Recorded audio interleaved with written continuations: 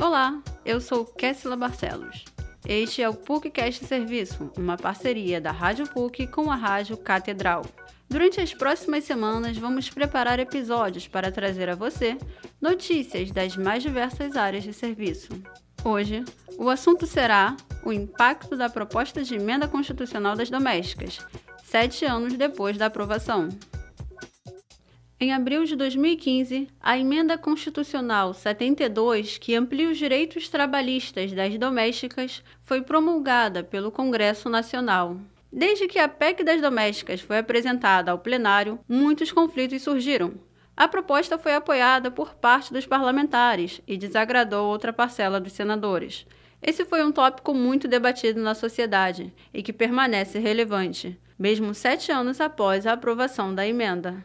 Segundo a legislação trabalhista, o vínculo empregatício entre o patrão e a doméstica é estabelecido a partir de requisitos, como trabalhar 3 ou mais dias da semana em uma residência, prestando serviços de forma contínua, subordinada e pessoal ao empregador. Entre os direitos conquistados com a PEC, destacam-se a jornada de trabalho de 8 horas diárias, o pagamento de hora extra, o fundo de garantia, a indenização de 40% sem justa causa e o seguro-desemprego. Entretanto, muitos empregadores buscam meios para driblar a assinatura da carteira de trabalho. Dados do Instituto Brasileiro de Geografia e Estatística, o IBGE, de 2021, destacam que o grupo foi um dos mais prejudicados pela pandemia da Covid-19. A pesquisa aponta que, com a flexibilização das medidas sanitárias e o retorno presencial, a ocupação dos trabalhadores domésticos sem carteira assinada aumentou 28% no país, entre julho e setembro do ano passado, em relação ao mesmo período de 2020. Para a professora de Direito da PUC-Rio, Juliana Brax, o motivo pelo qual parte dos empregadores se recusa a cumprir a lei permeia aspectos éticos e sociais. Mas eu acho que tem elementos culturais, né? Uma questão histórica de entender que essa mão de obra ela tem até um caráter que vem de uma mão de obra escravagista, vamos dizer assim, né? E aí o hábito latino de ter pessoas na sua residência, né? Porque se a gente migra para a Europa, até o próximo Estados Unidos, é muito caro ter essa mão de obra, então eles não costumam ter com a facilidade que a gente tem. A resistência em ceder direitos a trabalhadores não é algo novo.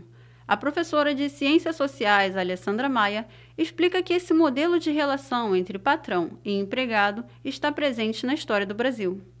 A perspectiva do direito do trabalhador no Brasil, ela sempre foi vista como algo da desordem, como algo que a lógica anterior, que era a lógica escravocrata, que era a lógica de que você deveria aceitar o regime de trabalho sem questionamento e que tudo que questionasse as condições de trabalho era visto como preguiça, era visto como desordem, era visto eventualmente como comunismo. Sem a carteira assinada, os trabalhadores domésticos ficam em uma posição de vulnerabilidade, sem amparo social e econômico, como foi o caso da Marluce Rego Sá. Os patrões da doméstica reagiram negativamente à emenda. Marluce conta que, assim que a PEC foi aprovada, os empregadores despediram ela e pagaram somente um valor inferior aos anos trabalhados na casa.